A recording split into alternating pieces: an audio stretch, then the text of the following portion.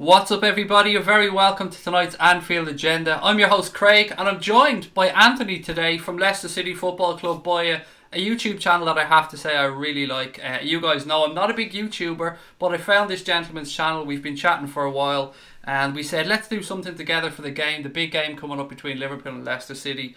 I'm not going to lie, guys, I thought I was going to be here talking about a Liverpool win, but I amn't. And Anthony, mate, I want to know firstly, what did you make of Anfield? Because I know you're up at the game, and what were your thoughts on the game? I thought Anfield itself, beautiful stadium. I was expecting sort of it was a good atmosphere, but I was expecting sort of you guys. It was, you know, when it's a bit nervy and you can tell that all the home fans were nervous. I was expecting you guys to be sort of more party atmosphere kind of thing, if you know what I mean. Not party, but do you know what I mean? Like you're top of the league and it was a chance to go even further clear. It just seemed like everyone, including the team and the fans, seemed very nervous to me. I think you're right. We don't do things the easy way at Liverpool Football Club. Whatever it is that we do, it's never done the easy way. And Virgil van Dijk spoke about exactly what you're talking about there. You could feel that inside the stadium. It came across to the players. There was a nervousness there that probably shouldn't have been there, considering we got off to the greatest possible start, Anthony, and you guys got off to the worst possible start after a couple of minutes when Sadio Mane scored that goal.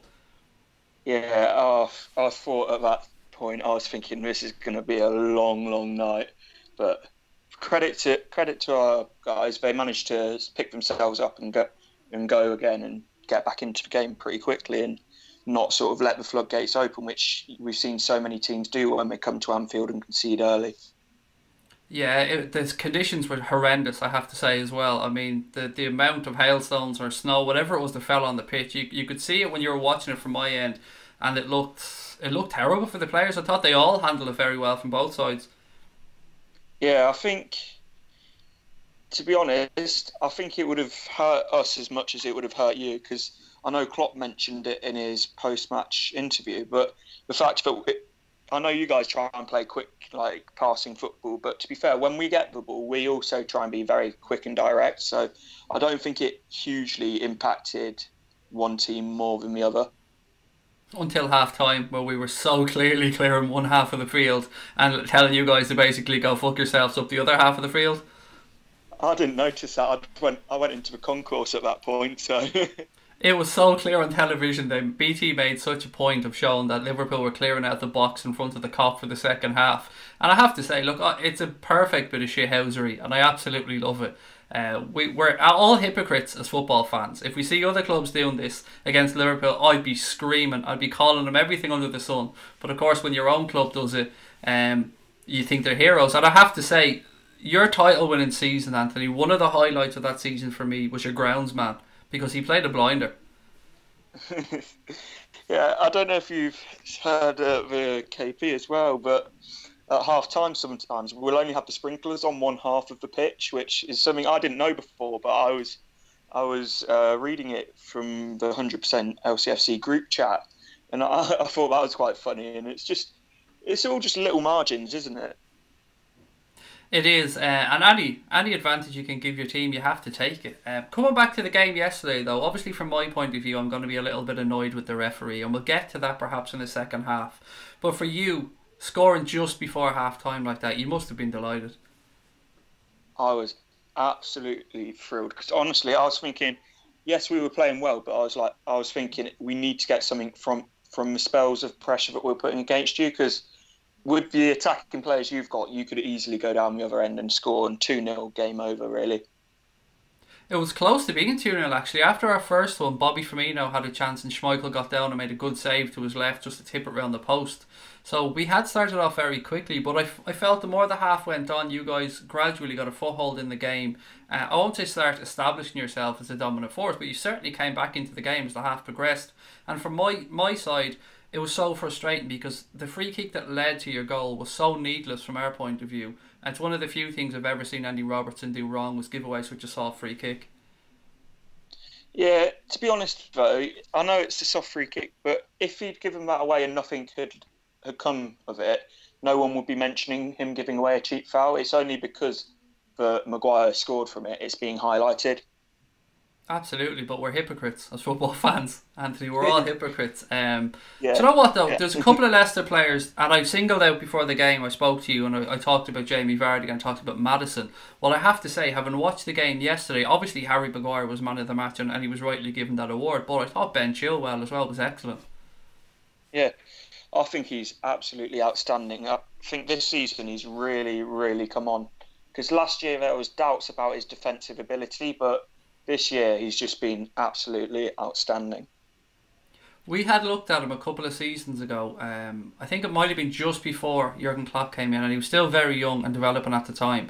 And he was very highly regarded at Leicester. They wanted to keep hold of him, and you can see why, because he's developing into an outstanding left back. And look, we're blessed to have a very good left back of our own, but I have to say I was very, very impressed with him. And you've got some good young talent there at Leicester City. Yeah, back with Ben Chilwell though, I think he's incredibly talented, but also what I love about him is he puts a shift in every single week as well, which I think that's as important as having talent, is being able to put the work in as well. So I just absolutely love him. And from your point of view, you guys have obviously gone and won a Premier League. Any hints or advice or anything to Liverpool fans on how to get through this next 14 odd games? A lot of alcohol. It's good advice. But no, don't look too far into the future. I'd say, I guess, just like honestly enjoy the ride, because I know Leicester and obviously Liverpool, two huge, like completely different like clubs and animals. But next year you could be, well, you don't know where you could be next year. It could be all over, and you could be back competing only for top four. Or if it goes to complete shit, you could be like what happened to United, if you know what I mean. So just enjoy it whilst it's going on. Tell me the truth now, did you go out as soon as Leicester won the league and the next season when the shirt was released, did you go out and get the gold Premier League badge? Of course I did. Of course I did. It's one of the things I'm looking forward to doing the most if Liverpool do it, I have to say. Apart from celebrating, obviously, with all these wonderful people here in the chat as well, I'm really looking forward to going and buying that golden badge, because it's been far too long for a club of our size. And look, I'm not saying we're going to do it. There's a long way to go. I suppose we should really circle back around to the game. The contentious decision of the game, we could talk about the Harry Maguire incident. At the time I said I probably thought the Harry Maguire foul, the first one now on Sadio Mane, was an orange card, if you understand where I'm coming from. I think it was one of those that I could understand the referee going either way with it. Now obviously in hindsight, with him not given the penalty in the second half, I'm pretty furious at Martin Atkinson. But from a Leicester City perspective, what was your take on the penalty incident? We got away with one there, didn't we? Fucking like, there's no hiding from it. We got away with one, but to be honest, it swings and roundabouts. We've had too many times this year where we haven't got decisions. Like Arsenal away, 1-0 up, should have had a penalty. Against Cardiff, we should have had a penalty. So, do you know what I mean? It swings and roundabouts kind of thing.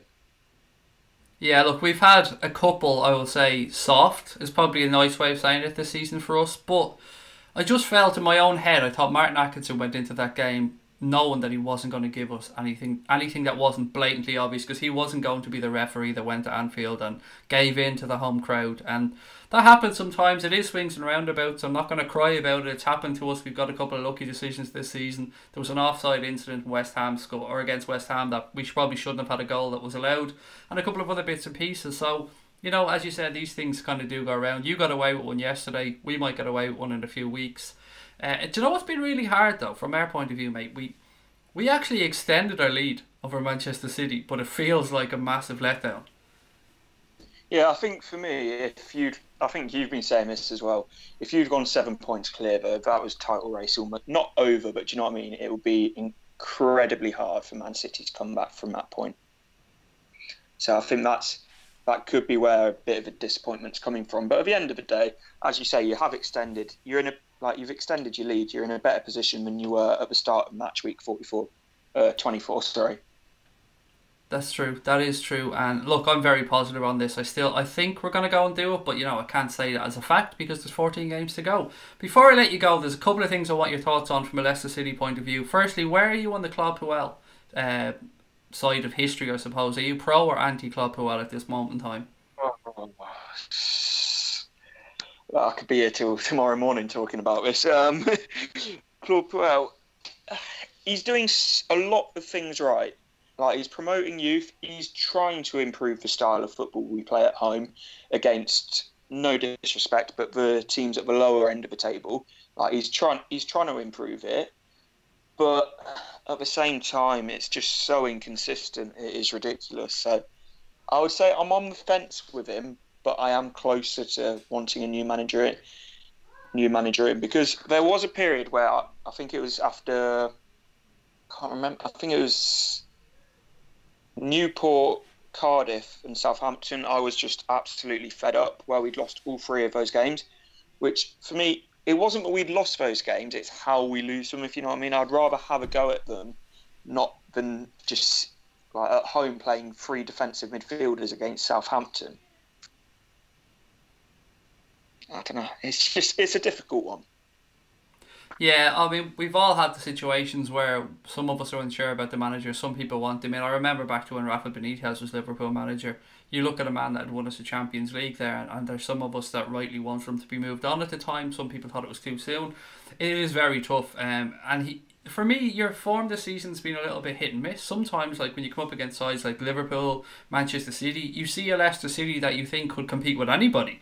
And then other times you see a Leicester City that, I won't say don't show up because that's disrespectful to the players, but they aren't out at 100%. Yeah, I think for us, I was talking to, you guys know Lee Chappie quite well. I think a few of you guys will know Lee Chappie, the Jamie Vardy lookalike. I was talking to him about this, and he was saying that against teams like, well, say the top six, there's almost no pressure on Leicester, to be honest, and that quite often works in our favour because the players will try stuff that, if they try against other teams, that the crowd will get on top of them if it doesn't work. So it's almost against you guys as if it's a free hit kind of thing. Yeah, I get where you're coming from. And lastly, a bit of good news for you guys today to finish up on. You've brought in a signing for the rest of the season. Do you want to tell us a little bit about that? Yuri Tielemans. I'm happy and frustrated at the same time because with Tielemans going in, Silva's been going out, and this is another thing about Puel, but the Silva is his treatment of Adrian Silva has been absolutely disgraceful. But hopefully Silva will go to Monaco on loan, play well, and come back next season, and Puel will have to implement him because he's a Portuguese international. If you know what I mean, it's like there's clearly quality there, but Puel's just refusing to use him, which is a bit frustrating. But on the positive side, we've got Yuri Tielemans. He looks like one hell of a prospect. I know he's only on loan, but if we like what we see from him, we can buy him at the end of the thing. I think we've got the first rights to him, which I think is... I can't see anything wrong with us trying to bring someone like this in on loan. I think it's a fantastic piece of business for Leicester, I have to say, and it adds to that young core of players that you have there at the football club. As you said, he's only 21 years of age. He's coming from a Monaco team that has been stripped of all its major assets over the past couple of seasons, and now it seems like even the last few remaining decent players are looking to move on with Monaco possibly facing relegation. So it looks like a win-win. The Gomez situation, he was unlucky from day one with the registration and everything that went on there. It seemed like he just wasn't meant to be a Leicester player from the first day. Yeah, it's frustrating though, because at the end of last season, when he was playing for us, he looked quite good. Against when we played Arsenal, I think there was like a 4 or 5 game run at the end, where we might have been 3 or 2. I can't really remember, but I remember against Arsenal at the end of last season, he looked very impressive. Against Spurs away, he looked very impressive, which was sort of our final couple of games. He looked impressive, and then all of a sudden this year, he's just been frozen out, and it's like, I would have liked to have seen him be given more of an opportunity. Yeah, unfortunately these things happen in football, but he's still your player, so you never know. He could go to Monaco, do well and come back in, and you never know what the managerial situation will be as well at the end of the year. So you could be sitting here next year, you could have Gomez and maybe Tielemans as well. You could have pulled the trigger and bought him, so all is not lost. Anthony, it's been a pleasure, mate, having you on. Have you anything coming up on your channel or anything you want to say to people to come over and check you out with? Yeah, I'm doing matchday vlogs home and away with Leicester at the moment, match previews, all that kind of stuff, and yeah, just enjoying what I'm doing. So if you guys could check it out, it would massively appreciate it. As I've said, the channel name is Leicester City or LCFC Boya, Boya. I highly recommend you check it out. Anthony puts in a lot of work. The channel is fantastic, and I'm not just saying that because he's on here. We were speaking before we went live, and I really mean that. He puts a lot of work into his channel. You can see it with the content he puts out there. And Anthony, mate, I wish you the best for the rest of the season. I can say that now that we've played you twice and mean it. And look, I have a fond spot for Leicester City. They're a good football club. You know, you're Premier League champions a few years ago, and we're looking to get that one under our belt this year. So, mate, thank you so much for coming on. Yeah, cheers for having us on, and I hope you guys can go this time. Guys can go all the way and win your Premier League. Absolute pleasure, mate. Thank you so much. Enjoy the rest of the season. Yeah, you too. Guys, it's just you and me again. Thank you so much to Anthony for coming on. It's an absolute pleasure to have him here with us. I don't know what to say. It was a frustrating day for us. I'm just going to take these headphones off now, actually, because I don't need them, so I can move them away. 1 second. Now, I'm back to normal. It feels weird. My ears are just adjusting to the sound of no earphones on, or the feeling of no earphones on. It was really nice to have Anthony on there and to get his thoughts on Leicester City and Liverpool's season. We can get to the game now from a Liverpool-centric standpoint, and I can say hello to everybody because I didn't get to do that at the start. So Swifty's in, Brian is in, Paul is in, Anthony is in, the Revanite's in, Charlene's in, Amric is in, lots and lots of people in, O-Dogs. Thank you guys, welcome. As Connor said, we're using a different setup tonight, so there is no live subscriber count, so apologies for that one. But, you know, if you are watching and you're enjoying it, please do hit that subscribe button. And of course, go over and subscribe to our friend Leicester City FC Boya, or LCFC Boya. It's really tough for me to say that, because when I go to say it, my instinct is to say LFC Boya, but of course it's not, it's LCFC Boya. So thank you so much again to Anthony for coming on. It's always a pleasure to chat to fans from opposition clubs, see how they're seeing Liverpool, see how their season's going. I like to do it more after Liverpool win, obviously. It makes it easier from our point of view, but Leicester City are a very good side and they put in a good performance at Anfield yesterday, so best of luck to them for the rest of the season. Right guys, let's get stuck into tonight's show. I want to have a chat and start about the perspective which I think we need to all look at this season. I've been going through comments and looking on social media and stuff over the past, I say, 12 or so hours since the game. Well, it's 24 hours, but you know I'm a lazy fucker, so I'm only up about 12 hours.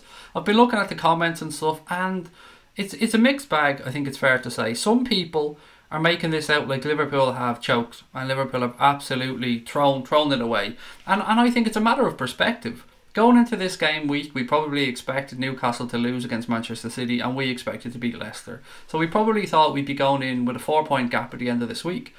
Well, in actual fact, we've increased that to 5. So those people that are calling us bottlers are saying Liverpool have choked. We came up against a very good Leicester City side, and small margins are what matter in football. Now, we go back to the Manchester City game. It was the width of the ball against the post for either side that changed that game. It went in for Manchester City, it didn't go in for Liverpool. No complaints there, well done to them. Fast forward a couple of weeks. Yesterday, Martin Atkinson with that penalty decision. If we had have gotten that, we could have been 7 points clear. We didn't, but here we are with 5 points clear. But you know what? 5 points is still 5 points, and it's still better than 4 points. And I'm always an optimist, and I always try and look at these things in a positive perspective. So all the doom and gloom mongers and the negative people out there, I think you're just kidding yourself. People that want Liverpool to fall apart, whether you're a Manchester United fan, a City fan, whoever the hell you support, there's one team faltering here, guys, and it ain't Liverpool. It's Manchester City. Manchester City are the team that have lost 3 times in the past 3 or 4 weeks. Liverpool have lost 1 game this entire season, and that is away to the defending champions, which is no disgrace whatsoever.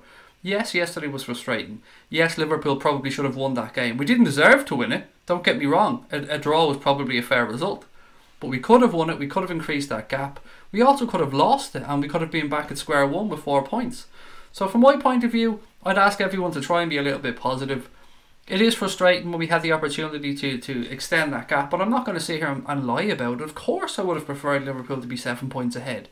But I look back to the start of the week, and every week that goes by we seem to be just increasing that little bit more. We can knock another game off. There's 14 games to go now. Manchester City need Liverpool to lose 2 of those games. Manchester City needs to basically win them all. Liverpool have lost 1 game all season. I think we are firmly in the driving seat. I don't see any problems whatsoever. Manchester City have a couple of tough games coming up. We've got to go away to West Ham, and then we've got to play Bournemouth, which, you know, you've seen what Bournemouth did to Chelsea, so they're not going to be no pushover. At the same time though, we're top of the league. We're 5 points top of the fucking league, and people are trying to call us chokers and bottlers. They obviously don't understand basic maths. Start the week 4 points clear, finish the week 5 points clear. We've increased our fucking lead, people. Relax. And to opposition fans trying to have a go, we know why you're having a go. We know why you're in giving it all this. Because you're petrified of Liverpool. You're petrified that we're going to go on and lift the league title. Because you can't stand the thoughts of Merseyside celebrating. You can't stand the thoughts of us finally having won the Premier League. Of us being able to come back at you now and not having to listen to your 29-year nonsense and all this type of bullshit we've had to put up with. So we know why you're doing it. It doesn't get to us. It doesn't affect us. What affects me is my fellow fans, my fellow Liverpool fans feeling doubtful. That affects me. That I don't understand. We haven't fallen apart. This team haven't hit a bumpy patch really. We lost to the defending champions in their own patch. That's okay.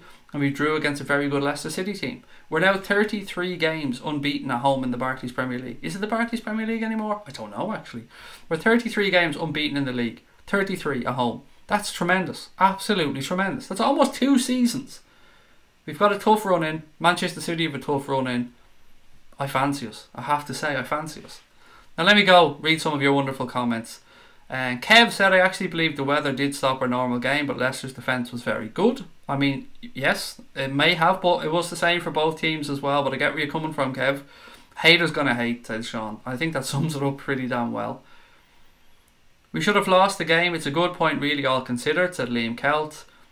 City have to go to Palace, said Paul. Hey Craig, and love at your channel, said Mossy. Yo, Mossy, mate, you know we love you. Thank you so much. It's not the fact that we played poor that worries me, said O-Dog. It's the fact that we look nervous. And that I understand. Yes, that I do understand, O-Dog. And that's something that Virgil van Dijk actually spoke about. And that leads me on to a piece that he spoke about. I think I took this from The Echo. I can't remember. It might have been The Echo or Sky Sports. Again, I like to give credit to the people who write these articles. And I'm sorry that I can't remember where this particular one comes from. But Van Dijk has been speaking and he's been calling for patience and calm from the Liverpool fans before the run in this championship.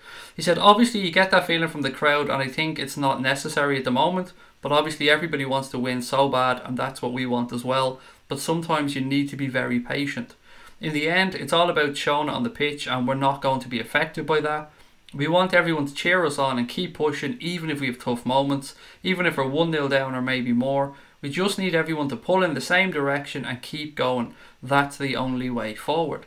And I think that it's easy to say they're fantastic words from Van Dijk, but they really are. And the key line there for me is we need to keep pulling in the same direction. All of us, fans, players, staff, everybody needs to keep believing in these guys and what they're doing. They haven't let us down so far this season. I mean, we're 5 points clear. We're 5 points clear. It's not 7, but it's also not 4, but we're 5 points clear.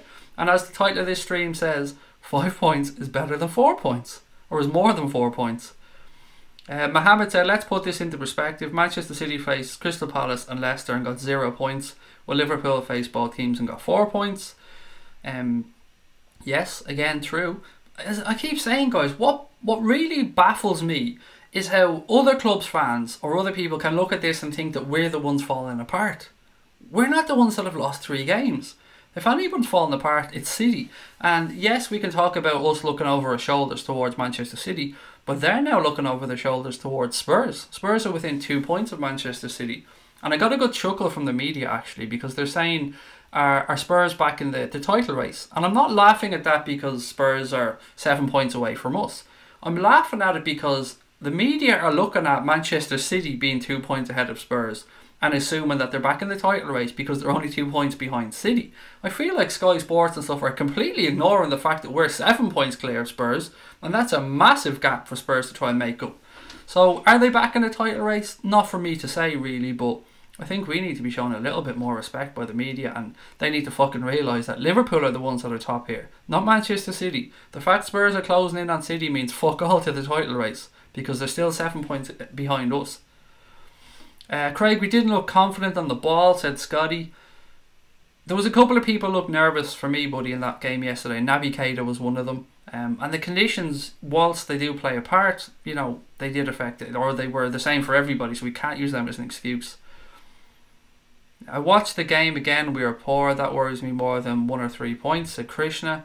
We seem to have a little habit, though, of not being great after these little trips away, and it's not great when it happens. It seems the more time we have to plan, the worse we are. We need these games to come thick and fast by the looks of it. Kieran TVHD, our Manchester United friend, said Liverpool's Salah with the amount of money spent without winning a trophy. I think Klopp has got to take some blame. Not really, mate. I mean, look at it this way. He's been to 2 European finals and he's been to a League Cup final. Now, but for the grace of God, he should have won one of those trophies.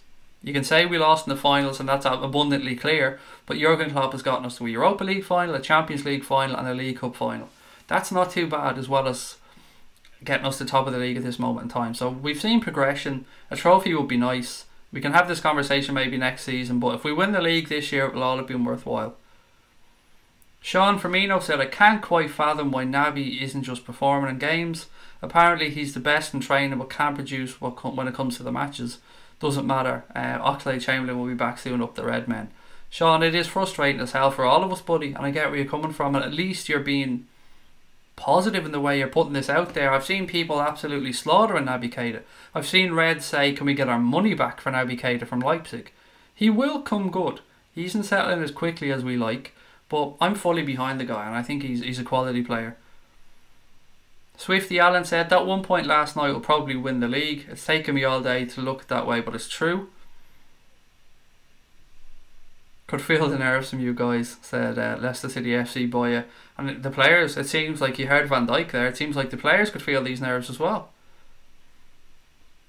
Shaqiri and Keita together in midfield, no thanks, said Stephen Richards. I wasn't happy about that when I've seen it on the team sheet, mate, I'm not going to lie. Okay, some more of your comments before I move on to the next topic. It's always weird for me when I start off interviewing and having a guest on. It's always weird to get back into the swing of things because I'm a creature of habit, so I like the same routine and the same intro to the shows, and it takes me a while to get into the swing of things when I haven't got the normal start that I have. Van Dijk virus has spread to the team. I don't know what the fuck that's supposed to mean. Oh, you mean the fact that he was sick has spread to the team. Sorry, I was thinking that he did something wrong. Apologies, that's my stupidity. End of the day, we ain't second, said Blue. And do you know what? That's true. We're top of the league. And top of the league by 5.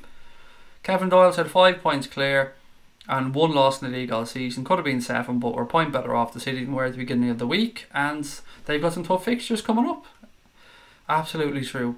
Scotty said, Craig, I saw City fans say Salah will go to United or City. That your own comment there, mate, sums up the stupidity of that fan. I mean, in the history of my lifetime, I can't remember a Liverpool player going to Manchester United. So we're hardly going to sell them our best player, are we? And we're hardly going to sell them to Manchester City either. I mean, this guy's clearly an idiot. Actually, I say guy, it could be a lady, but this person is clearly an idiot. Do you think Liverpool looked nervous in the last 2 games? Yesterday, yes. Laser sharp, I would say yes. Before that, I just thought we weren't great. I wouldn't say nervous, but I think we'd be more nervous at home because it'll be more apparent to the players. They'll hear it from the crowd. They'll feel that vibe coming in if the crowd are quiet or the crowd are a little bit nervous. And we shouldn't have been because we went 1-0 up after 2 minutes. And we started really well, and Bobby Firmino had a good chance as well that Schmeichel saved. So I thought Liverpool came out of the blocks quickly. It was that goal, I think, just before half-time really was it a kick in the nuts. But at the same time, Leicester had played their way back into the first half. So was it a massive surprise that a chance came? They had a couple at the start of the second half as well. A couple of good opportunities for Leicester. So they're a good team. Let's not forget that. Liam Kell said, I'd rather bottle it now than later. Might have been a good lesson. We're not bottling anything. Not bottling anything here. Except the atmosphere inside Anfield when we win, and we'll sell that shit. Craig, we don't have time for Naby to settle in. Of course we have fucking time, Owen. That's a ridiculous comment. Look back through the history of players in the Premier League, mate. Look at, let's use Thierry Henry as an example. Look at his first season, and then look what he did in the second season. The Premier League is littered with players who have taken a season to bed in and gone on to be absolutely fantastic. I've got a feeling, mate, that if I remind you of this comment in a year's time, you're going to look back at it and feel rather embarrassed. If to say we haven't got time for, that's everything that's wrong with our fans, our modern day fans. Players haven't got time to settle in. It's February and he hasn't settled in. That's bullshit, mate. I'm sorry. It's just not good enough. The guy's moved to a new country. He's had injuries. It's a new league. And you don't want to give him 9 months to settle in. I mean, I'm different, thankfully. I'm happy to give him the entire season and pre-season to settle in and see how he gets on next year. But then again, I'm a rational human being. Brian Morrissey said Kate is definitely playing within himself. Happens to the best players at the new club. Oh, I have to say congratulations, by the way, to Jace Roberts, who won the competition with Score Draw. So well done to Jace, and thank you to scoredraw.com as well for giving us that shirt to give away. So looking forward to seeing what Jace picks, and thank you to everybody that entered. I'm sure we'll have another competition coming up soon as well. We've ran quite a few this season, so if you didn't win on this one, which everyone except Jace obviously didn't, so enter in the next one and best of luck, because we want to keep giving stuff away, because there's nothing better than free shit, and I love giving away free shit. Jordan Henderson, guys. Can we have a little chat about Jordan Henderson and how everybody felt he played in that right wing back position yesterday? Because I've seen the knives out from by some fans, and then I've seen some fans rightly say that he did okay in an unfamiliar position. But again, this is a fan show, and I'd love to know your thoughts on Henderson's performance yesterday. Louis Roberts said, I think the players got nervous because the crowd was nervous and it looked like we got to carry on what we've been doing. We got this. Love it, mate. We definitely got it. Eganito said the atmosphere was shite last night. I break my bollocks trying to get tickets and can't get them, and people go and don't offer anything. Yes, mate, I get that. I get that frustration, I really do. And there's fans like myself, yourself, and many, many others who would have gone in there perhaps, and I won't say they'd have fucking changed the game, but they'd have been trying. They'd have been trying to get behind the boys, and I can't criticise people for being nervous, but a lot of the people that go to Anfield are seasoned matchgoers and have been there for many, many years, and they should know better. And a lot of them do. I mean, I can't criticise them because Anfield has been amazing and lifted the team on so many occasions, and the cop has been unbelievable, but there seems to have been something last night that wasn't quite there or wasn't quite working out.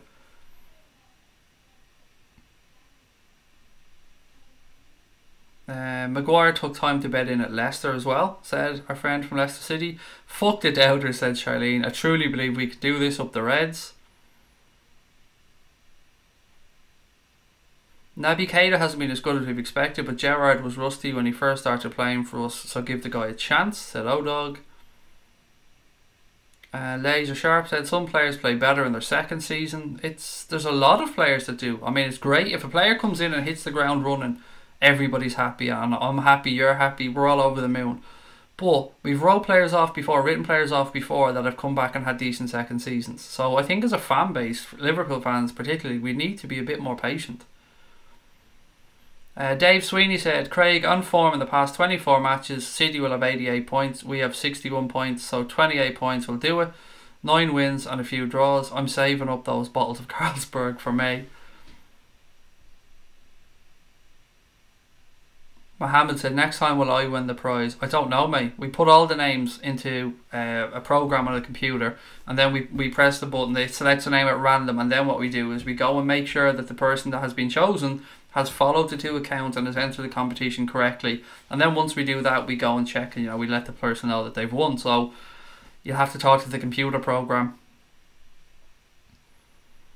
Crosby Red is in. Rod is in. Rod, how are you? And Rod, I appreciated your I don't want to say I appreciated your sarcasm because that doesn't sound right, but I appreciated your post or your comment that was trying to basically tell people it's all good. Nothing has collapsed yet. It's all good. Ryan said Henderson was better than I thought he was going to be at right back. And LFC_5 said Henderson was decent. I'd like to have Trent and Gomez back though. I mean, absolutely. It seems a lot of people have been saying to me today that we're probably going to have Milner at right back for the next game, and we should be almost back to full strength after that.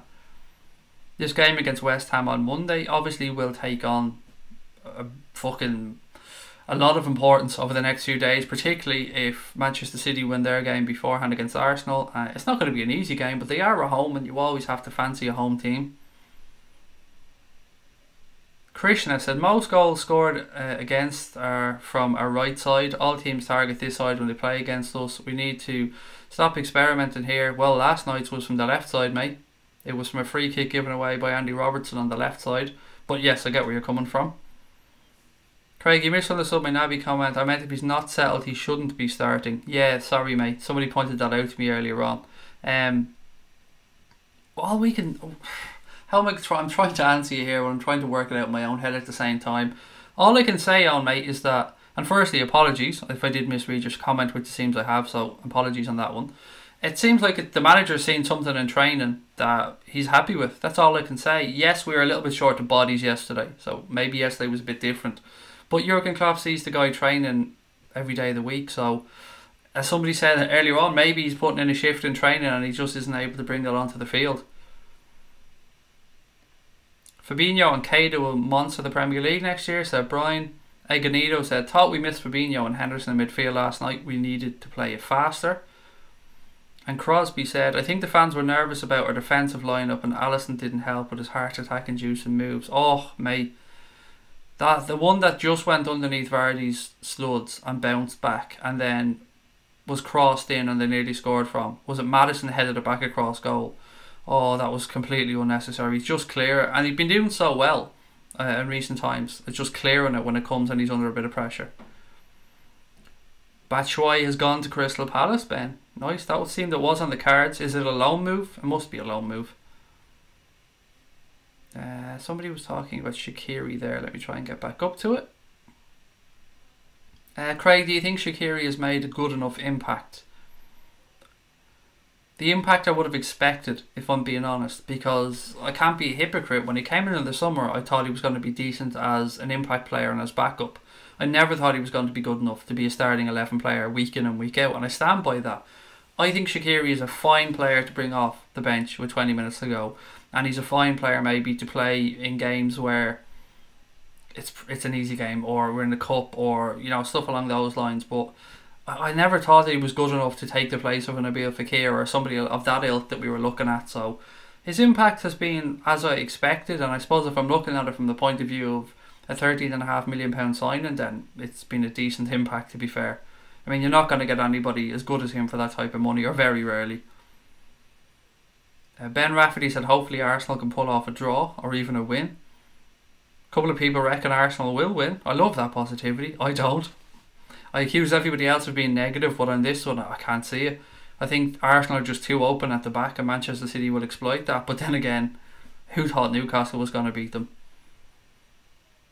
Ah, they won, did they? Cool. The Serpent Line said Lucas Leiva scored the winning penalty for Lazio. Great game by him. I did watch most of that game, and I have to say Inter Milan are absolute dog shit. They are one of the most boring, rigid sides I've ever had the misfortune of watching. They just move the ball around the field ever so slowly with no penetration, no creativity. And in that game, Lazio were the only ones trying to attack throughout the entire game. So I'm glad they went through, because from what I'd seen, they deserved to go through. Fabinho and Gini and Hendo are our best midfield three to play in games. Naby and Shaqiri as subs when needed. I agree with what you've said there, but I would next season maybe like to see Alex Oxlade-Chamberlain in there somewhere, and of course I hope Naby Keita establishes himself.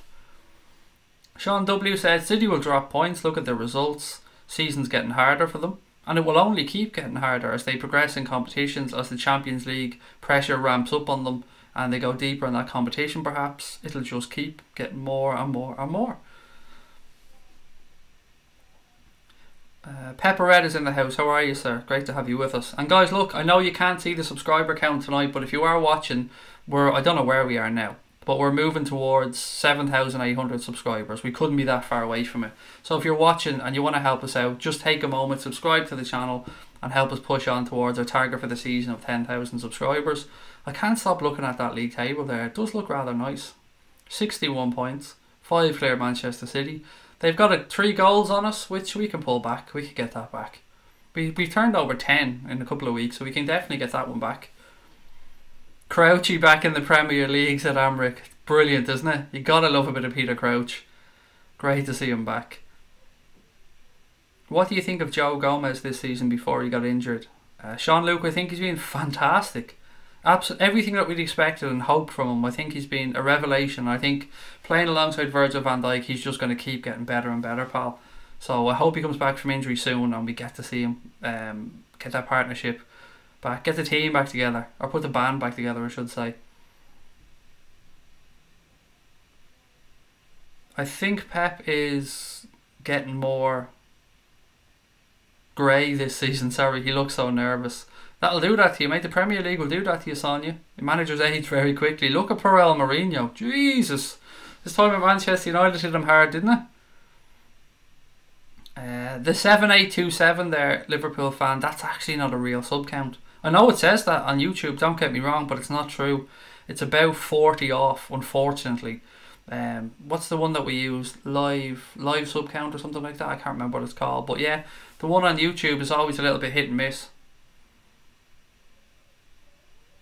Recessionizer said, did anybody else hear the conspiracy that City were behind a plot to disrupt their training camp by food poisoning? No. Sorry, I don't do conspiracy theories. Yeah, I didn't hear it either though, but I love listening to a good old conspiracy theory, but I'm not one that buys into them. I'm just looking through the old notes, guys. I think I have a few more things to chat about. Talked about Van Dijk. Can we take a moment, actually? We spoke about this when I had Anthony on earlier on. I want to take a moment to talk about the shithousery from the Reds at half-time there by clearing just one penalty area at half-time. I love that. I absolutely love that. And flicking through social media and reading through some newspaper articles and stuff, Manchester City fans were losing their fucking minds when this was happening, calling us absolutely everything under the sun, calling Klopp out for his comments about water in the pitch or the grass being long, and all this type of stuff. And of course, they're all right. They're absolutely spot on. But when are people going to realise that we as football fans are all hypocrites? Every single one of us. We're absolute hypocrites. When our team is doing something, we stand and applaud it. When it happens against us, we sing from the rooftops and scream blue murder. It's just something that happens in football. I was so happy to see Jurgen Klopp order that to be done. And I assume it was Jurgen Klopp. But I was so fucking happy to see it. I love that type of shithousery, especially when it's your club that's doing it. So long may that continue. I hope it happens more and more and more. And brilliant. Good stuff from the club. Love it. Absolutely love it.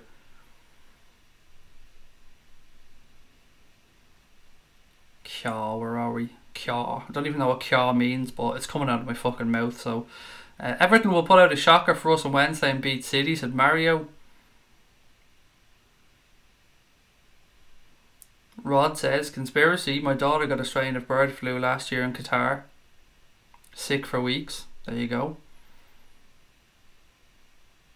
Do you think one or two bad results for Pep could lose the locker room? Nah, I don't quite think it's that bad. Where I think, Sonia, that Pep's going to come under pressure is with the Champions League. Because that's what he was brought in to win. I mean, he brought them a league title, fair play to him. And he'll bring them some more cups as well. But Manchester City want to establish themselves as a dominative force in Europe. Is dominative even a feckin' word? Manchester City want to become a monster. They want to become a big, big club. And to do that, they're going to have to win a European Cup. And that's what Pep Guardiola was brought in to do. He might say otherwise, and he might feed the media the cock and bull story that he thinks the Premier League or the league title is more important than Europe. I guarantee you his owners don't, or the people that pay his wages don't, I should say. Not his owners, the club's owners. They want the European Cup. And he's going to be under big, big pressure to win that in the next couple of seasons. If he doesn't win it next year, not this year now, the following year, maybe he'll be under a little bit of pressure, but it's not really for me to say. I'm not a Manchester City fan. You'd have to probably go around Abu Dhabi or Dubai and ask them. Just wait weeks and the gap between us and City will get even bigger, and Klopp we trust, said Remy. I think it will as well, Remy. I'm right with you, pal. I think it will. And as I said all along, as soon as that gets to 7, if that gap hits 7 points, for me that's the end of it. And I think City will almost start prioritising other things then. Salah's going to tear West Ham a new arsehole, said Swifty Allen. I'm very confident going into that game. West Ham are in a strange place at the minute. Arnautovic looks like he's injured. The players are a bit hit and miss. I'm always confident going to that new stadium of theirs as well. Maybe it's because we've had a couple of decent results against them, but I think we'll beat them. I think we'll beat them quite easily. But that means jack shit. We've got to go out there and perform. I thought we were going to beat Leicester. We didn't. So it's up to the lads to go there and get a result. And they're going to want to put it right. They know a draw or another game dropping points, and the pressure is going to pile on them massively, and the media are going to get on their backs, and opposition fans are going to get on their backs, and everyone's going to start doubting us. So it's up to the guys to go to the Olympic Stadium and get that result. Other teams adjust their pitches against us, so can't we? Exactly, we absolutely can. I love it though. I love that shithousery. Game against Manchester United will be immense this month at Laser Sharp. Charlene said, and to the big club, they actually need fans and actually need to have the atmosphere the empty had. Did anybody see the lack of people at both Wembley for the Spurs game? I think it was only 30,000 at it. And the Emirates. The Emirates had a shit ton of empty seats recently, which is surprising. It's really frustrating as a Liverpool fan, isn't it, when you see... Now look, in fairness to Spurs, no one's expecting them to sell out Wembley every week, but when it was only 30,000, that's pretty ridiculous. And empty seats at the Etihad as well, not the Etihad, that goes without saying, at the Emirates, that was a bit of a shock. So for us Liverpool fans who can't get a ticket for love nor money, it really pisses me off when I see these empty seats, particularly the really good seats, the ones near the halfway line. And the fact that clubs let them go idle and it looks shit on television if the game's being shown as well, that really annoys me.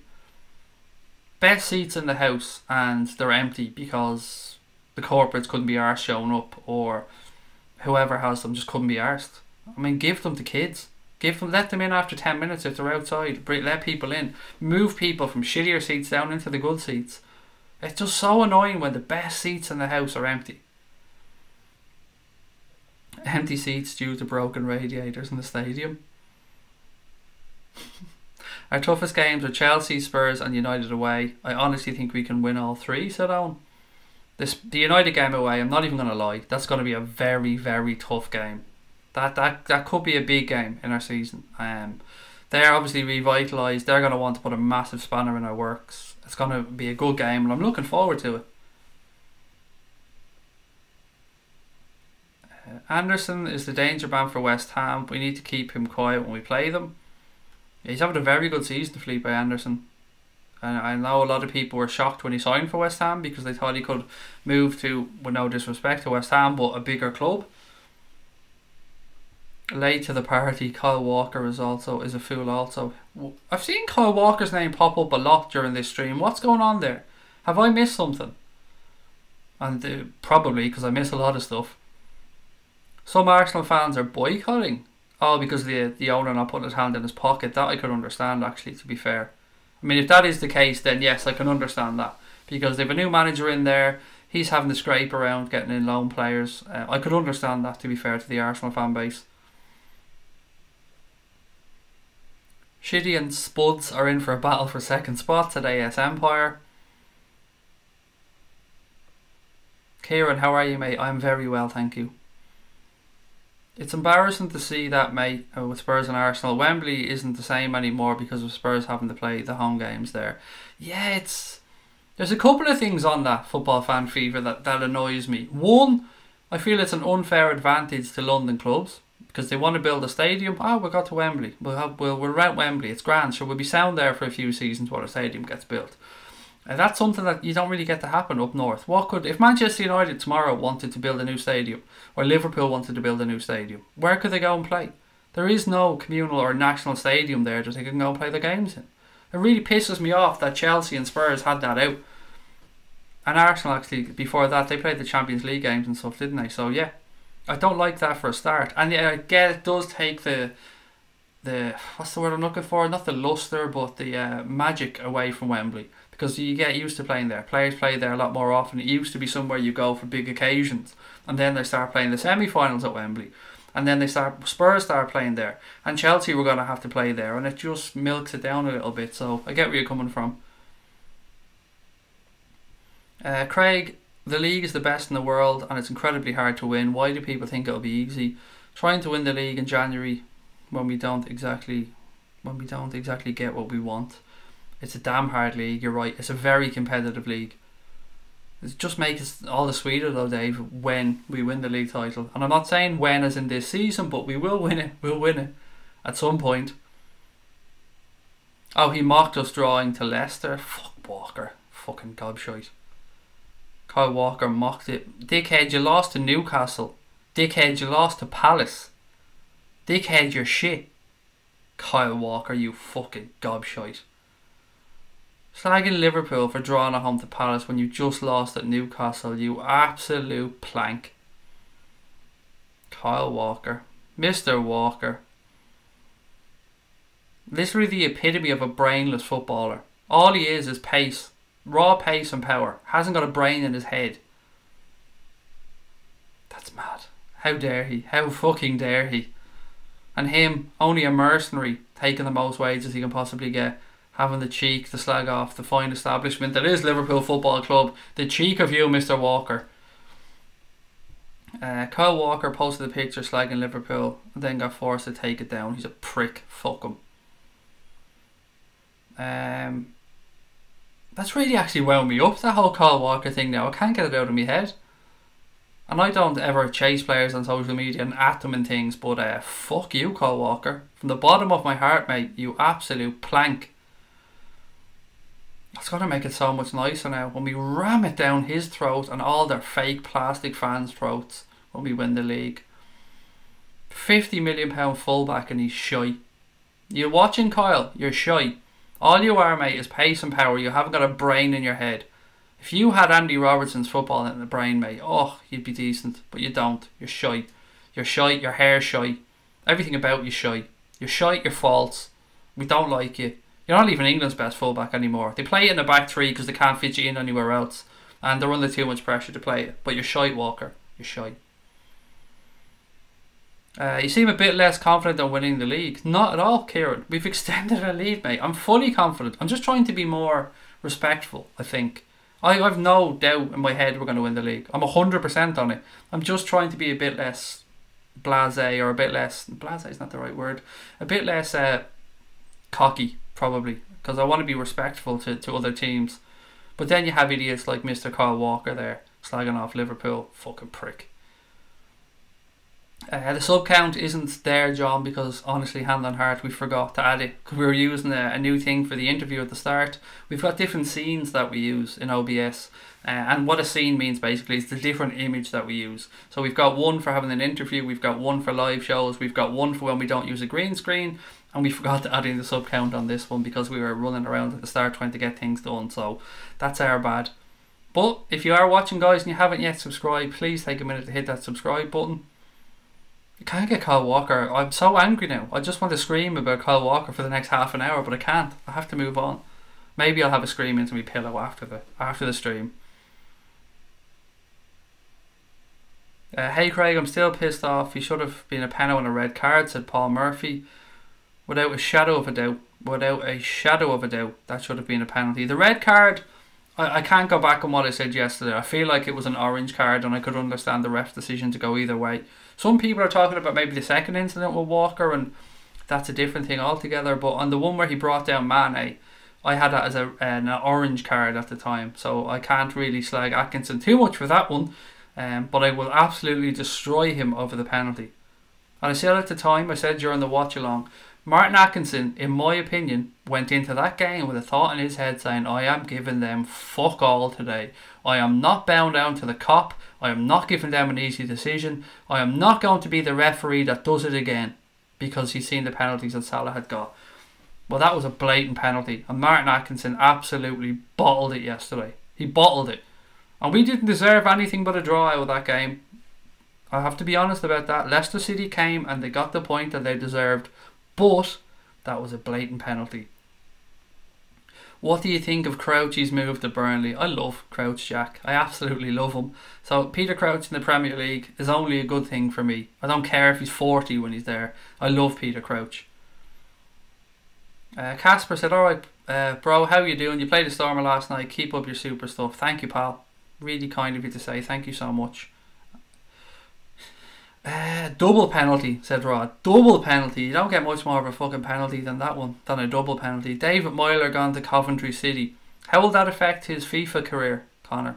I mean, to be fair, he does have a pretty big channel, doesn't he? From what I can gather. David Moyler's a superstar when it comes to FIFA. Was a clear red by the rules. Klopp said as much. I'm trying to give him the benefit of the doubt, Pedro, because I don't want to feel like the salty bastard that's on here slating Martin Atkinson over everything. As I said, I can understand it going either way. I could understand the red, I could understand the yellow. I would have gone red, but I can understand it. What really hurts is the fact that he went on to score the equaliser and ended up putting in a man of the match performance. That's what makes it fucking tough to take, I think. To be fair, Vardy offside was very annoying from Atkinson. And Anthony, I said that. I said that during the game. I pulled him up for that one as well. I said, oh, and by the way, Leicester City weren't offside during that attack that you got called for as well. So I was trying to be fair, mate. I did say that yesterday during the watch along. Do you watch basketball, Craig? No, I don't, mate. Honestly, I don't. I'm not really one for American sports, and I just can't get into them. I've tried so many times to watch American football, and I will watch the Super Bowl. I have to say I will watch that. I think it was a penalty shout for Salah as well. Said Lambie, Maguire clearly blocks him off with his elbow. Oh, was that the one in the first half where he... Nah, for me, I thought that there was just a coming together when Salah turned inside the box to come back into him. I don't think there was anywhere that Maguire could have gone for that one, personally. Thoughts on playing Man United? Do you think they'll be a better side this time? Says McSwiggs. Oh, infinitely better, mate. I'm expecting a much tougher game. A much, much tougher game. Yeah, that's going to be a belter against United at Old Trafford. It could have a big impact as well. Manchester City have to go there and play them as well. But yeah, it's going to be a much tougher game than it would have been a few weeks ago. Reading fans hate him now because he was streaming himself playing FIFA while Reading were playing. He wasn't even watching it. You were telling me that, actually. What a legend. He's taking his FIFA career seriously. Not fucking about for Mr. Myler. Vardy didn't score in the last 2 meetings. That's great to hear though, isn't it? Because everybody was shitting himself about Vardy before the game. Would you think Maguire would be a good replacement for Lovren or Matip? I have completely underestimated Harry Maguire his entire career, Jack. I have to say, from start to finish, I've always underestimated the guy. And I still will, because I will still say no, I don't think he'd fit our system. But he is a fantastic defender. And he has a massive head. West Ham is crucial, said Gokul, which it is. No doubt about it. It is absolutely crucial. But I fully believe we'll get the points, mate. I'm nervous for that Old Trafford game, can't lie, said Louis. Look at it this way, Louis. Worst case scenario. Worst case scenario. We move on now and things remain as they are and we get to Old Trafford. And we lose. Worst case scenario. We're still 2 points ahead, buddy. We have a bit of fuck up room. Manchester City have no more fuck up room. Craig, if the league is still close towards the last few games, you should do watch-alongs when City play. I've talked about that before. I don't really agree with it.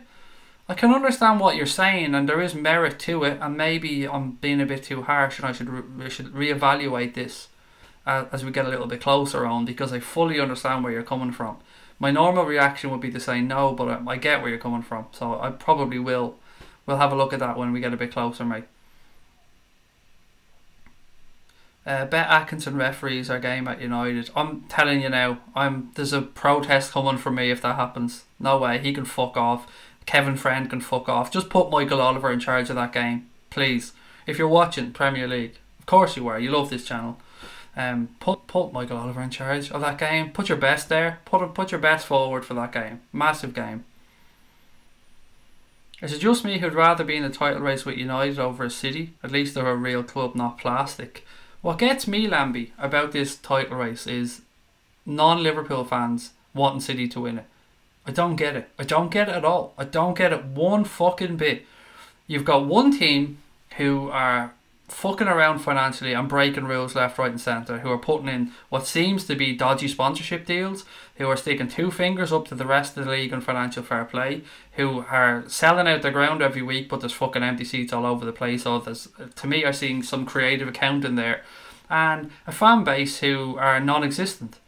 Then you've got another club who have been to a really shitty time, have tried and built the right way, have built from within their means, have brought in a manager and built steadily over 3 years to get to where they are, and people don't want us to win because they said they'll never hit the end of it. I mean, for the good of football, Liverpool winning the league is a good thing. So clubs like Manchester City and their owners that just don't give a fuck about the game and don't give a fuck, they just see it as a PR exercise. I mean, I just don't get it. I don't understand it. If this was Spurs and Manchester City in a title race, I promise you that I would be willing Spurs on to win that title. And I don't like Spurs, but I would understand why it would be so much better for the game for a club like Spurs or Arsenal or somebody to go and do it than a Manchester City. I hate clubs like Manchester City. I hate clubs like Paris Saint-Germain. Clubs with no class, that just throw their money around, bend the rules, put fucking pressure on or government bodies, put pressure on UEFA. I just don't like it. I don't like it one bit. It needs to be stamped out of the game. I wish FIFA or UEFA had the balls to actually stand up to them and call them out. Because the stuff that came out in their Spiegel, if even 5% of that is true, Manchester City should be fucking relegated and fucked out of the Champions League. But they won't be. We know they won't be. We know what's coming. They'll get some bullshit fine, or they'll get some suspension that will be backed, or that'll be backdated, or that'll be put off 2 years, and they'll be warned about future conduct. It's the club is a joke from top to bottom. Manchester City is a joke. It's been run as a fuck you to the rest of the Premier League. That's my take on it, and I have to say everything I've spoken about there is just my take on it. None of that can be stated as fact. It's just Craig's take. So if anybody wants to come at me or fucking send me cease and desist letters, all of it is just my opinion. None of it is factual. But it's my opinion. Kyle Walker is actually a nonce. I remember the last time he tweeted out a meme, we ended up beating City. I should say categorically there that from a factual point of view, Kyle Walker absolutely is not a nonce. From the factual meaning of the word. I think that we will roll over West Ham and put a real statement win in. I think we get off to a good start. We'll win 4-5-1. I think Anderson will get a consolation goal, said Tom. We definitely win the league, said AS Empire. I just wanted to wrap up ASAP so we can focus on winning the Champions League as well. You greedy bastard. Not just content with us winning the league, you want a double, mate. Can you imagine that happened though? Oh, I can't even bring myself to think about it, mate, but that would be amazing. Jose said, I get why United fans don't want us to win it. Sort of. I mean, if you're a Manc, if you're an actual born and bred Mancunian, it must be really tough at the minute, looking at City and Liverpool. Craig said Claire. No, Claire said Craig, not Craig said Claire. We'll rewind it. Claire said, Craig, I absolutely love the fact that everyone is bitching and hating us. It's the best confirmation as to how good we are and that we're going to win the league. Get in. I've been saying that for ages, Claire, and I love the fact that you think it as well. It's just, it lets us know we're relevant and that they're scared. If we weren't relevant, nobody would give a shit. If we weren't right at the top challenging, nobody would care. Oh, Brian, I love this comment of the night so far. I want to clear my throat before I read this one from Brian. Fuck every single one of them. The amount of hate that has crawled out of the woodwork this year is hilarious. They're all fucking shitting themselves. Children that just think it's cool to troll LFC. You have no idea how satisfying that was to read out, mate. No idea how satisfying that was. Possible point deduction. I think that should be instated as a punishment for breaking the FFP rules. Fuck that, relegate them. No, not being disrespectful to you, Charlene. Sorry, I didn't mean that as your comment, mate. Can anybody see Milner struggling against Anderson? I don't know. James Milner is a damn fine player. That's one thing I will say. And I'm looking forward to having Fabinho back in the 6, which will be good. Because I think he brings so much to that position. And will, of course, provide some protection for James Milner as well. Craig having an orgasm there. Close, Charlene. I mean, if I could have no, I was going to say an oral orgasm, but that really isn't helping me. I'm digging the hole bigger there for myself. Apparently James Milner is going to play right back and Trent will be back for Bournemouth. That's what I'd heard as well, Louis. McSwig said, my dad was 12 and Liverpool last won the league and I'm 12 now, so this could be perfect. That would be sweet, mate. That would be lovely, actually, from your point of view. Yeah, I love stuff like that. I love hearing little stories like that. How old was I, actually, when Liverpool last won the league? I would have been 8, 9, when it was May. I would have been 8 when Liverpool last won the league, and I'm fucking 37 this year. That's, yeah, it's been a while, hasn't it? Is Trent back against West Ham? No, Kieran, it seems it might come a little bit too soon, mate. It'll be the one after that. It'll probably be James Milner filling in at right back. Why don't we put Fabinho at right back? That was the plan for yesterday's game anyway. But he wasn't fit to start, so Jordan Henderson went out there. I think he just feels that Milner can do a job there. Maybe he feels he'd be best utilised playing Fabinho ahead of them. I don't know, buddy. I know certainly I can understand where you're coming from, Amric, because Fabinho can certainly play it right back. He's done it earlier in his career. Need Milner's experience out there. He's been on a title run before, said Pedro, which is a really good shout. Very good shout, that, mate. Walker's having an oral orgasm right now. I'd say Walker's the type of fella who can't walk by a mirror without checking back on himself, winking and smiling at himself. If he was a bar of chocolate, he'd fucking eat himself. What else have we got?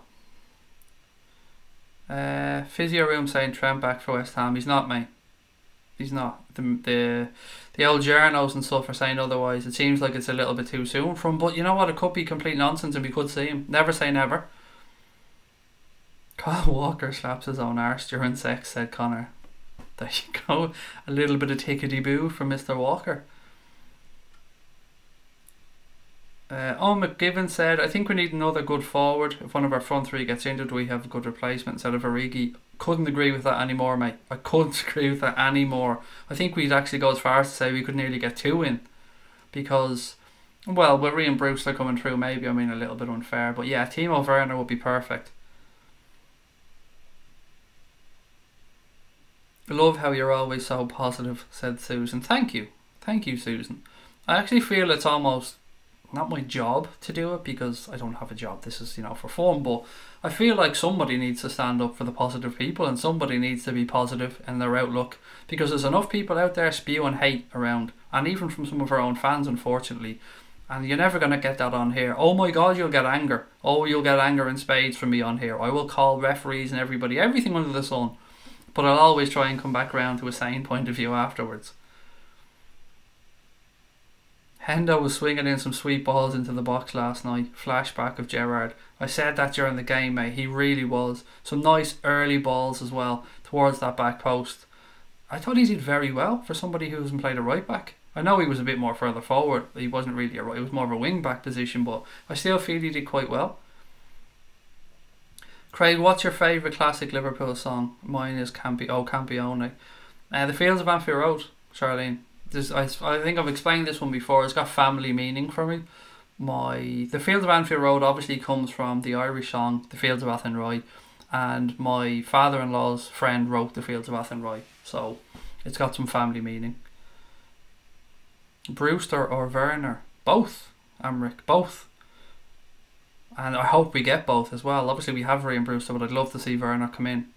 Oh, there'd be two fantastic players to have, both of them. Ryan Brewster I've very high hopes for. I've seen something today actually. Jordan Rossiter has moved from Rangers to, I think it's Bury. I could be wrong. I think it's Bury. And I just thought back of the high hopes everybody had for Jordan Rossiter at his time at Liverpool, especially when he was coming through the youth system. He was thought of to be the next Steven Gerrard to an extent. Do you remember that? Really, really high hopes for Jordan Rossiter.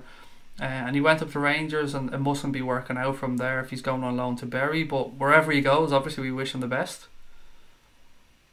Markovic still at Liverpool. He's too crap to even give away. Watching AA rather than Sky, loving the channel that bigs up Liverpool rather than one that creams over United is great. Thanks, Stephen. Yeah, look, we've only got a few months of him to go. Mexican clubs are interested. I think it's his fucking wages.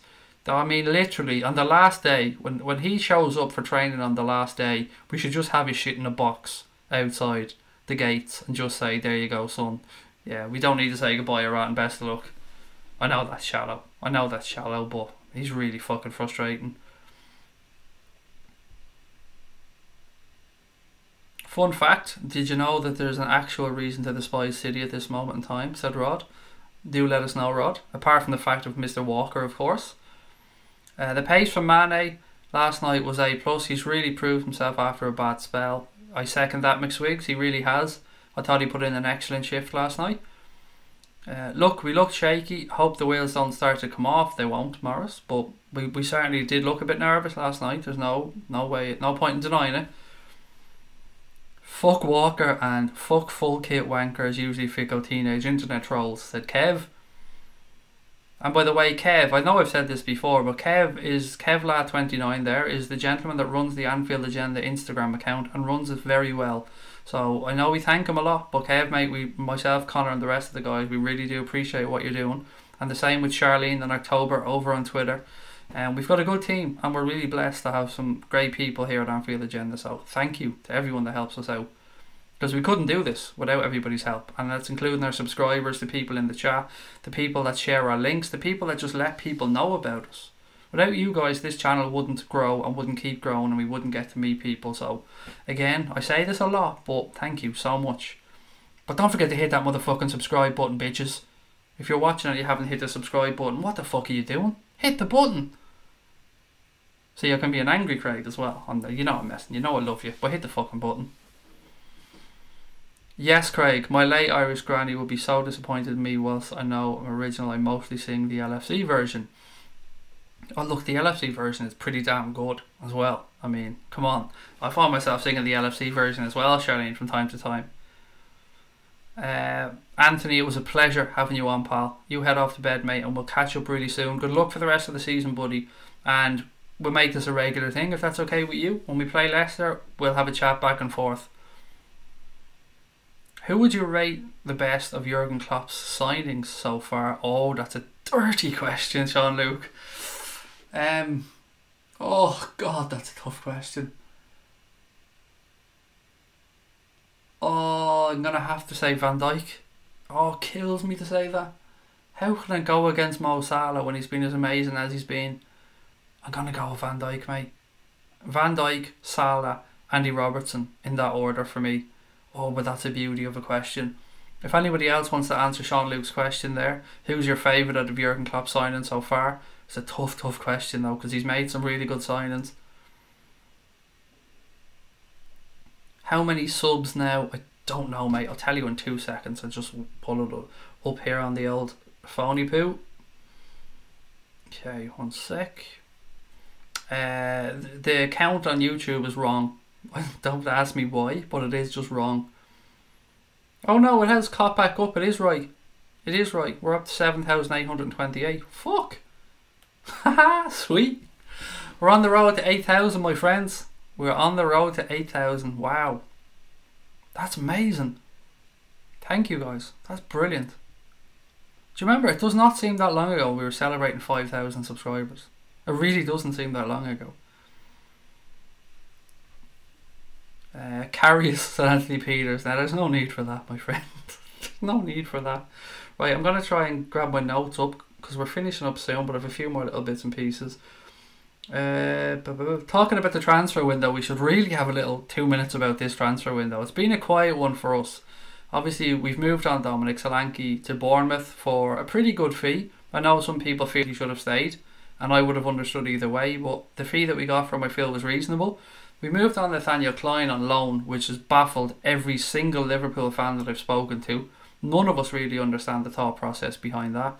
And other than that, it's been a very quiet transfer window for Liverpool. And I think in general, it was a quiet window throughout the Premier League.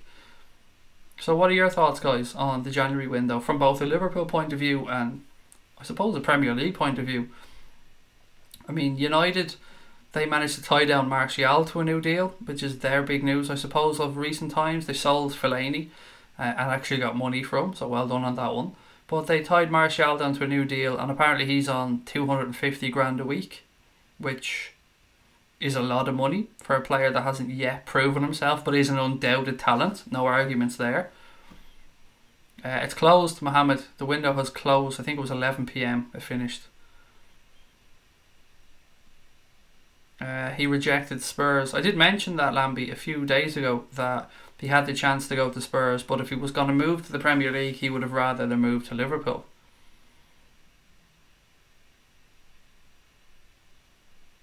When is the next transfer window? As soon as the season ends. They've changed it now, so it'll the day after the season ends, I think. It opens. Rabiot might be coming in the summer. That'll do very nicely. Kev's just signed a 6-month extension on the Instagram account. There you go. Rabio, or as Craig calls him, Rababababio. Yeah, I had a bit of a mare trying to pronounce his name last night. Adrian Rabiot. There you go. I said it all along. If you get him in the summer, I mean, whoever gets him is getting a good player. He's 23 years of age. He's already got a shit ton of experience at both international level and for Paris Saint-Germain in European competition and in Ligue 1. So, look, let's wait and see what happens. But whoever gets him is going to get a very decent player. Craig, are you going to the Bayern match? No, McSwiggs. I can't get a sniff of a ticket, mate. This is going to be the first season in, I would say 15, maybe 16 years that I won't have got to a game. And I can't believe I'm saying that. We were told we could have tickets for a game by somebody, and I'm not going to call them out on it because I'm not that type of person. But they didn't materialise. They disappeared, as did the tickets with them. But yeah, myself and Connor haven't been able to get a single damn ticket for this season yet. Without paying ridiculous money, of course. So, no, mate, I'm not going. I'm going to be going over with Connor for the last game of the season. Well, the last day of the season will be in the city, but we won't be at the game because tickets for that one clearly are like gold dust.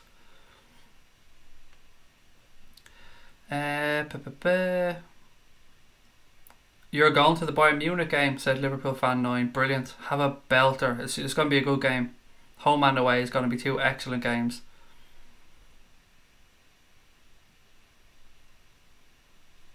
Bayern game is my dad's birthday and on my official due date. My mum calls it my due date birthday. Nice one, Charlene.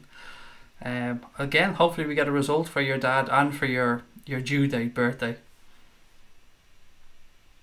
I actually have a really strange birthday, people. For those of you that ever wondered, not that anybody ever has, but I was born on September the 11th, which, for obvious reasons now, and I shouldn't be laughing because there's nothing to fucking laugh about. It's a very serious matter on that point of view, but yeah, September the 11th is my birthday, which isn't really a day for celebration.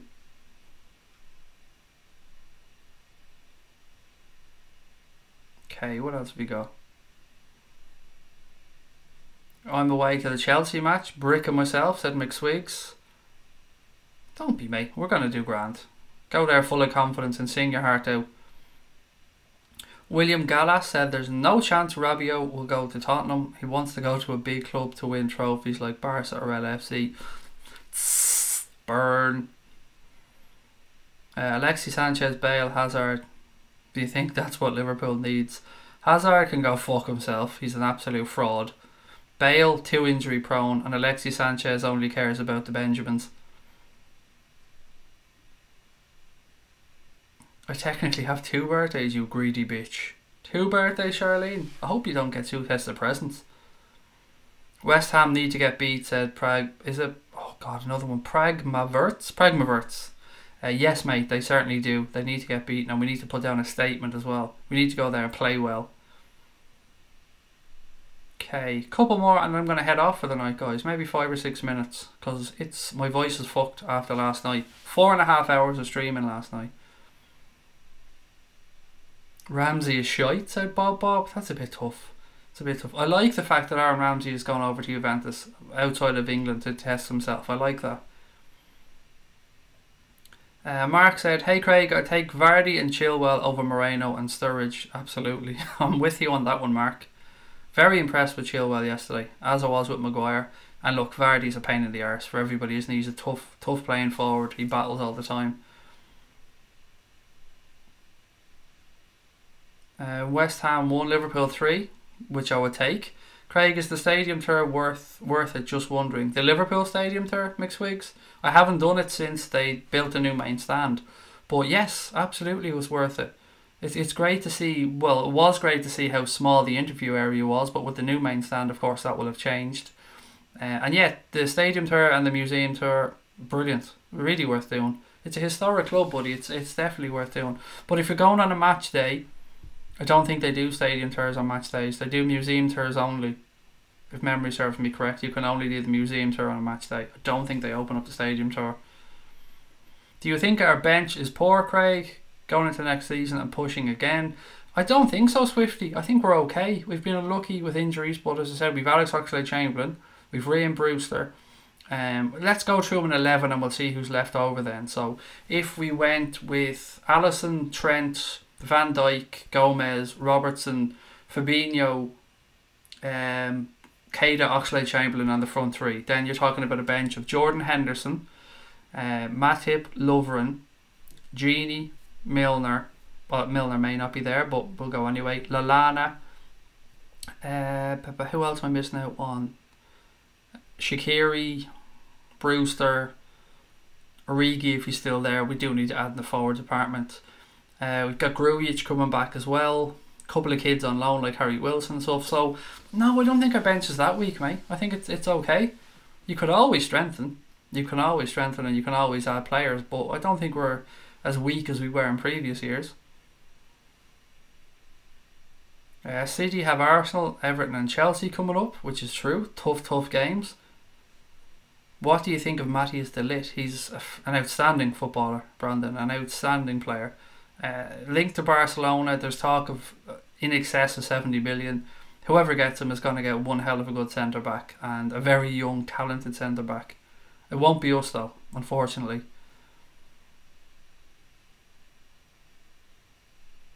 Good evening, Chris. I'm glad the transfer window is closed. It has me head done in. I'll let Chris know, Gary. I'll let Chris know. Milner will make an emotional return to Leeds. That's what everyone's thinking is, and you couldn't begrudge him it. It would be lovely for him to finish his career there with Leeds back up in the Premier League. It would be a nice story. I'd love to see Milner win the league and go to Leeds if they get promoted. It would be great, Mark. It would be lovely to see. I want to do Anfield and the Wanderers Metropolitano tour because I love Atletico. Charlene, Champions League final this season. It's in the Wanderers Metropolitano, so there you go. I did the Nou Camp Stadium tour and it was brilliant. I liked it because you could just walk around yourself, which was nice. Do you think we need a new midfielder? It depends who we move on, is the honest answer. An attacking midfielder, yes, definitely, without moving anybody else on. We need a 10 and we need a wide forward. Cheers for tonight, Craig. Off the bed now. It's been emotional. Catch up next time. I'll chat to you all tomorrow, guys. I'm gonna actually head off if that's okay. Thank you so much earlier on to Anthony, better known as Leicester City FC Boya, for coming on and having a chat with us. It was great to hear his thoughts on the game yesterday. Thank you to everyone that subscribed over the last 24 hours or so, and to everyone that tuned in tonight. We'll be back tomorrow and we'll start looking ahead to the game against West Ham on Monday, which is another massive game for the Reds in the Premier League. After that one, there's only 13 to go, so every time we can take one off and put 3 points in the bank, we get that little bit closer to destiny, I hope. Look, as I said, guys, thank you for coming on. Look after yourselves. Tell your loved ones that you love them, and up the motherfucking Reds.